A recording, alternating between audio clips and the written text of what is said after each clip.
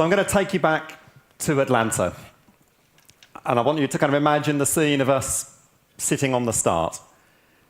At this point, everything's gone quiet.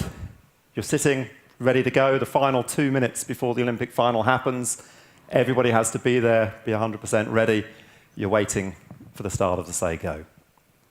At that point, I've already dedicated 12 years of my life to winning an Olympic gold medal. It was what I dreamt of as a teenager. It's what I grew up wanting to be. I'd left school, got into an amateur sport. There was no money, there was no career, but there was potential glory. And we're sitting there at that point, ready to go, ready to race the race of our lives to aim for that gold medal. If I now fast forward 6 minutes, we've crossed the line, we've won a bronze medal. The difference between winning a bronze medal, which is where we were here, and winning a gold medal was this much, 0.4 of a second. We were standing here, looking at that position, the Australians celebrating, getting the gold medals around their neck. Us accepting a bronze medal, everybody said we should be happy, we should be ecstatic, it's a dream come true to win an Olympic medal. But it wasn't our dream, it wasn't my dream. It wasn't what I'd spent all those hours and years dedicating myself towards. 0.4 of a second isn't much, it's the real fractions. When you're racing over 2,000 meters, to lose by 1 meter, some say is unfortunate. But what I was left with after that race was a series of what-ifs, a series of if-onlys. What if we'd have got the tactics better? If only we'd have trained harder. Actually, going back, we could have trained harder. We did change our tactics. Why did we change our tactics? That self-doubt, that self-criticism was actually what really hurt. It's not that winning a bronze medal is a particularly bad thing. But in the end, those what-ifs and if-onlys are the thing that actually hurt. What happens next? Okay, you come back. Luckily, the Olympics comes round. Okay, it's only every 4 years. So you have to double your efforts, and we put together a new team. I stayed in the same boat type, the men's 4, with 3 new teammates, and we set about trying to win a gold medal in what then was 4 years' time at the Sydney Olympics in the year 2000. You have to get the team together early because you have to kind of build the technique, you have to build the cohesion, you have to build the fitness, the strength, the trust. You have to build that, and that takes time, effort, and energy. We set ourselves a pretty high goal. Within that team, I was a 2-time Olympian, bronze medalist. One of the guys had already won 2 Olympic gold medals, was aiming for his 3rd. One of the guys had actually already won 4 Olympic gold medals. He was at the time unique, winning 4 Olympic gold medals in 4 consecutive Olympics. He was aiming to be the first person to win 5 gold medals in 5 consecutive Olympics. Our ambition wasn't to help him win his first ever silver.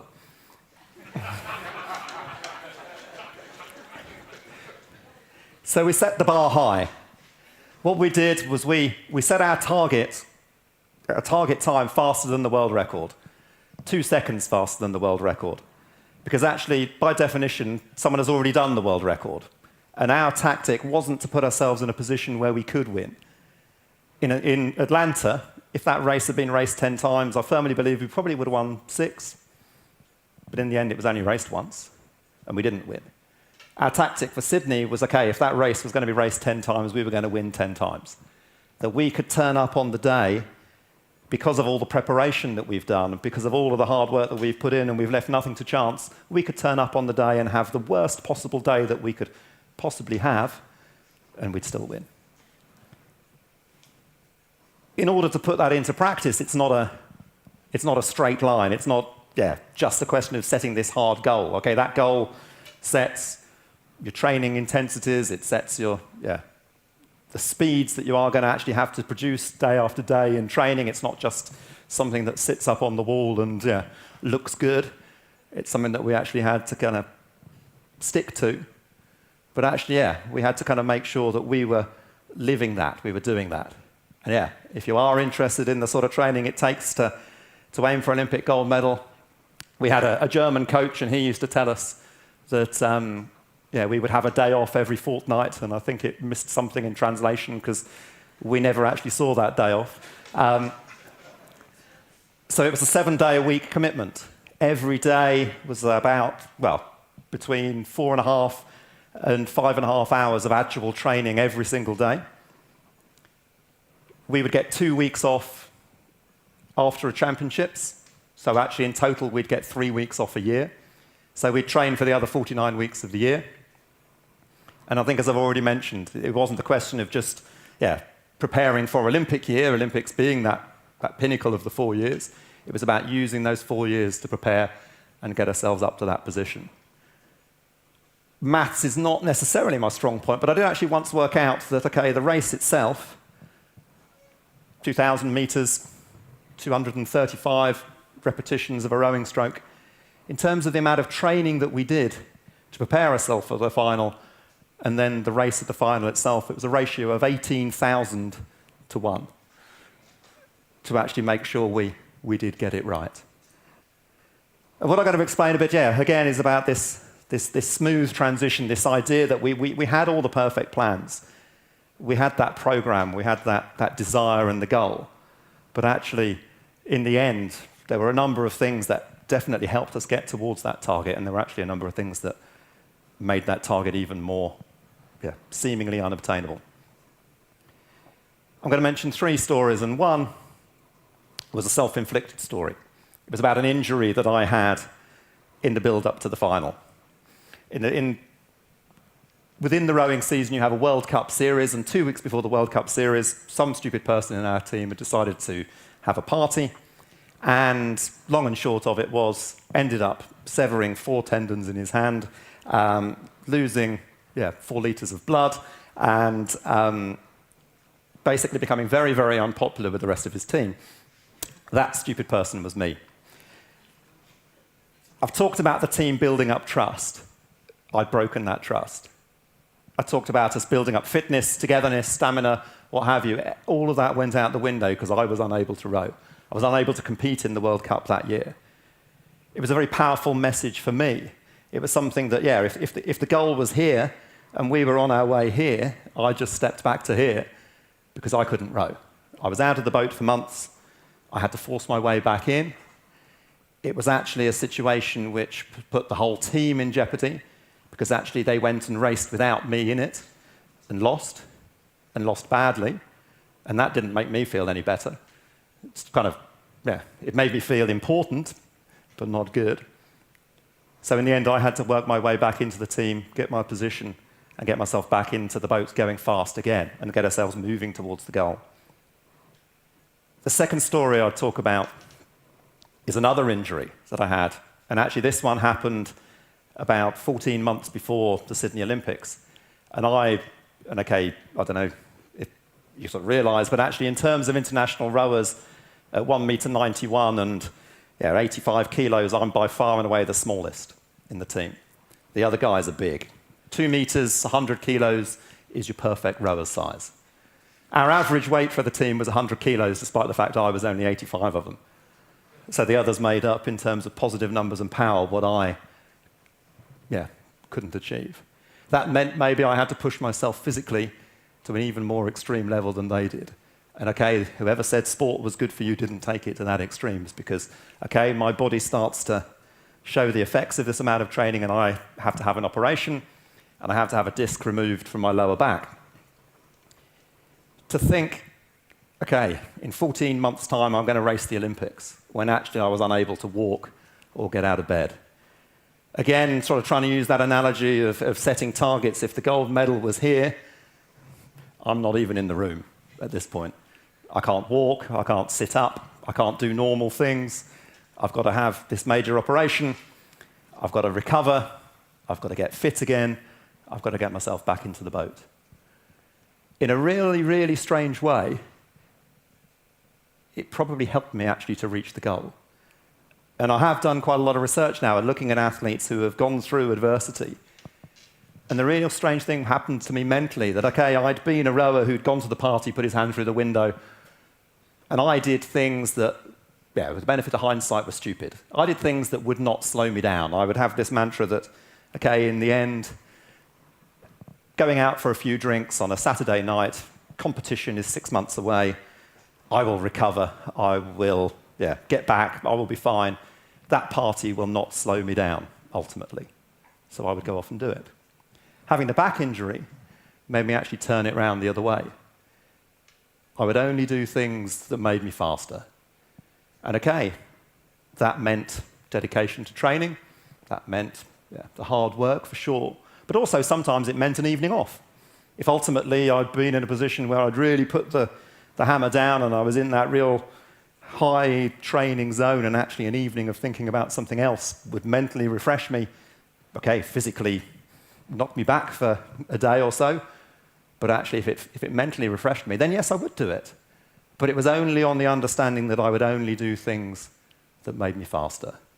And in the end, to get from where I was way back there, the recovering athlete from a major injury, to aiming and being Olympic champion, I needed that momentum, and I think that mentality was one of the things that helped me get there.